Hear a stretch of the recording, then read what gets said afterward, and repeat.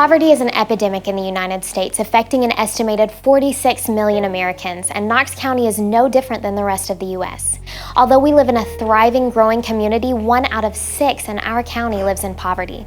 For those of us who do not fall into the poverty category, more than likely we have a difficult time truly understanding what life is like for those who do. The Cost of Poverty Experience, or COPE, is an event that offers a glimpse into the lives of low-income individuals and families living in the community. It's a snapshot of the obstacles that are faced, the decisions that are made, and the consequences that impact these families every day. COPE represents the lives of real families who live in poverty who have graciously given their stories so that people across the country can be exposed to real people, real situations, and real barriers that exist. COPE also captures the role that the broader community plays in impacting families living in poverty and how policies and systems help or hinder their progress. Recently, master service companies hosted a Cost of Poverty Experience.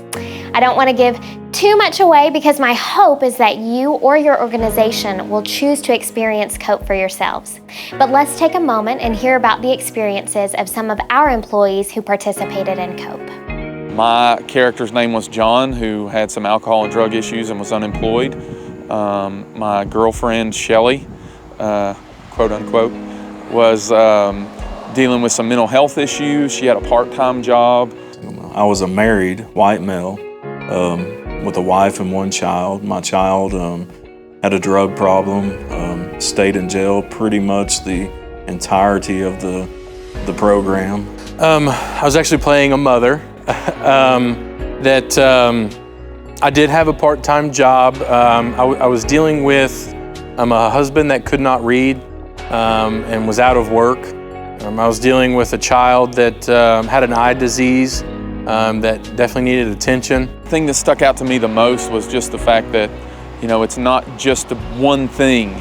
You can't change it's not just getting a job, it's what kind of job do you get. It's, does it pay a living wage?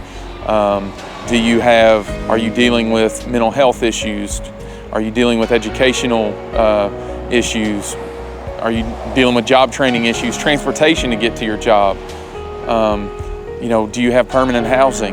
Probably my most memorable moment through the class was really, not having a vehicle and not having that transportation and always having to be late for everything and being turned down. The grind and the difficulty of dealing with those situations is something I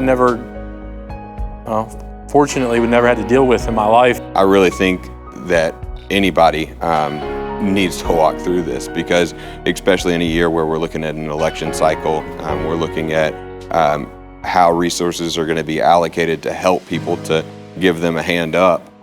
We really need to be smart about that because I think there are programs out there that are really good, but is it really accessible? What you could expect out of it, at the very least, is that you come out with a greater understanding, maybe a little bit more compassion for people that you might not have had before.